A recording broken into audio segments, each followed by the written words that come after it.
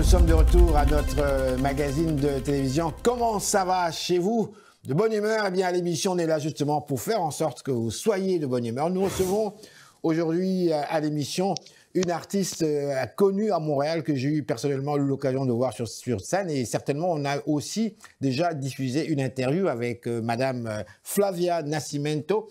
Vous entendez son nom, elle est originaire du Brésil, montréalaise comme pas possible. On a l'honneur de l'avoir avec nous en entrevue. Bonjour Flavia, comment ça va? Bonjour Henri, ça va super bien. Je suis la Québécoise plus montréalaise, là.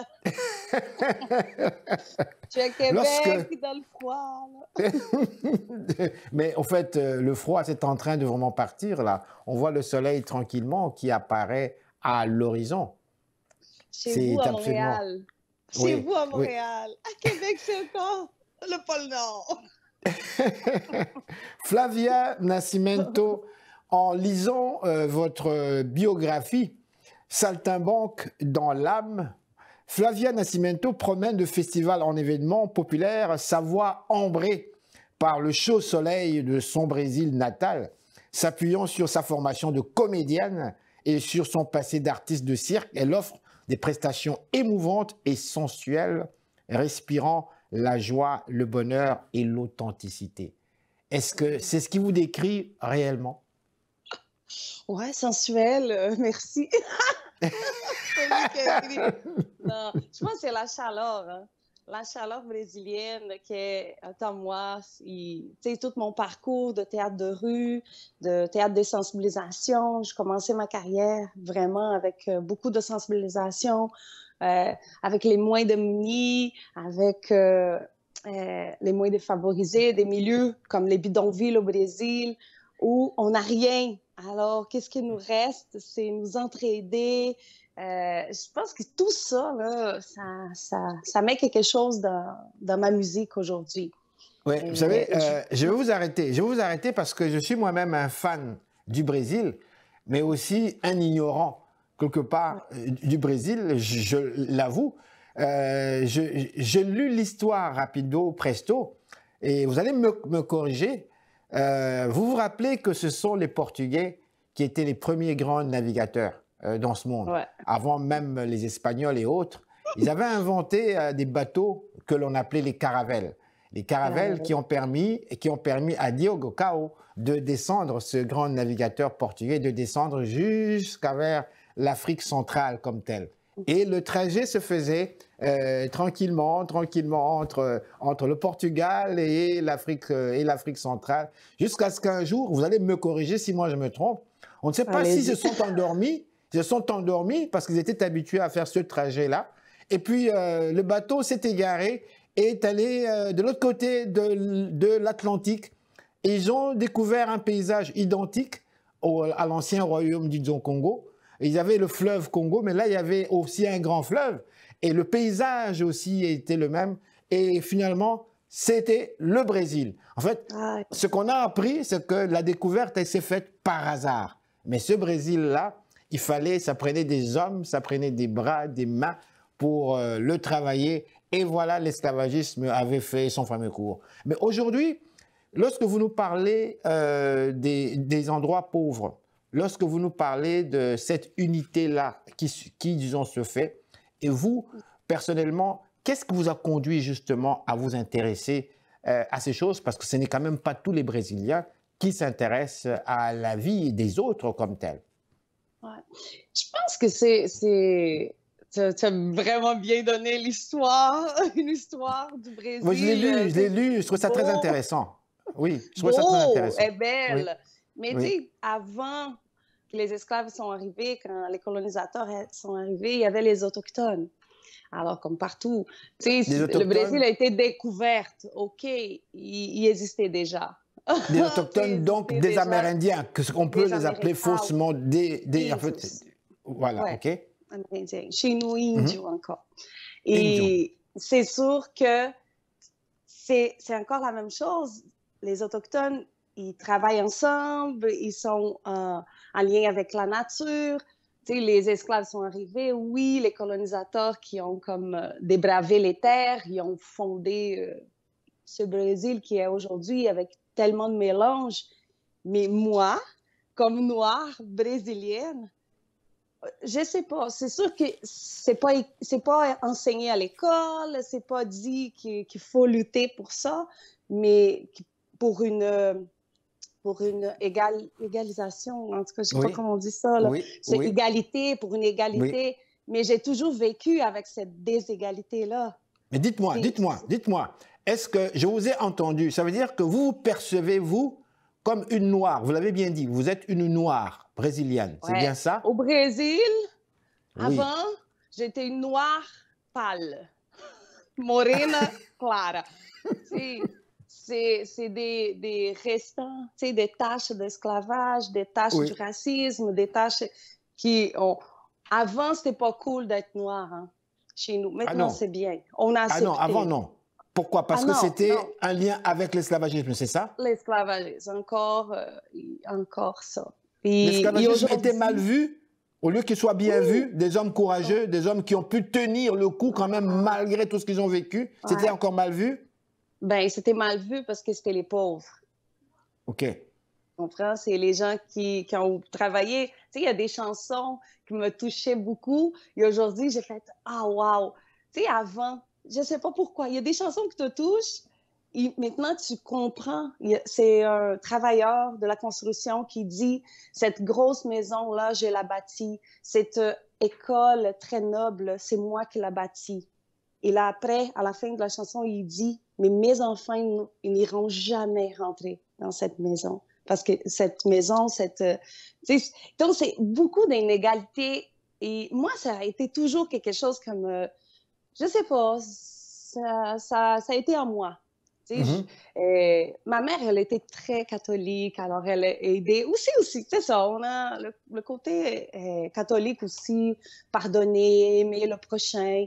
Mais moi, je sais pas, j'ai commencé à faire du théâtre. Là, c'est le théâtre de rue qui me touchait le plus parce que, tu sais, avec les quatre murs, Oui.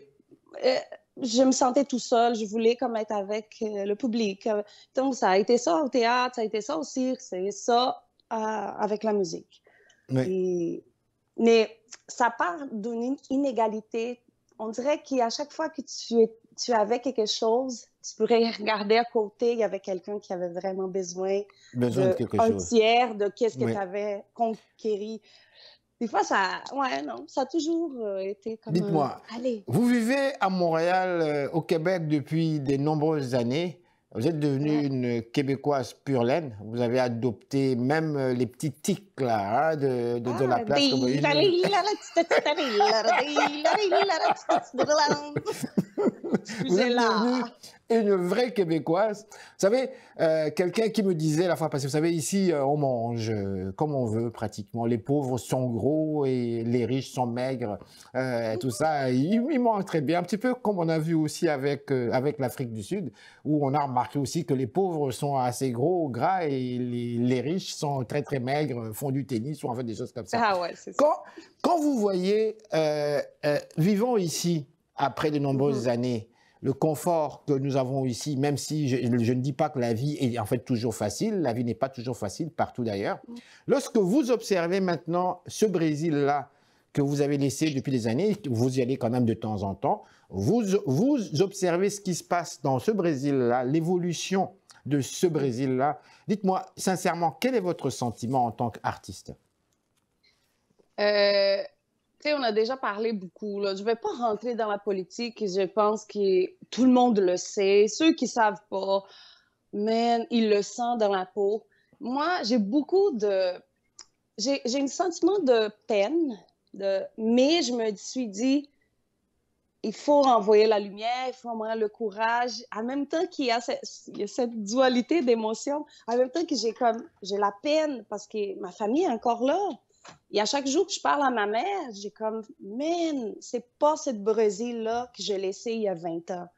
Oh. C'était un Brésil qui montait et que j'avais espoir de changer, un espoir de changement. C'est sûr qu'il y a eu beaucoup de choses. Je sais, la pandémie, la politique. Ben oui, oui, oui. Mais là, je suis quelqu'un de peut-être innocente, comment on dit ça, de rêveuse, j'envoie Optimiste. l'énergie Vous êtes optimiste. optimiste. J'en Oui. vois l'espoir parce que j'ai dit, tu sais, on a frappé un trou, là.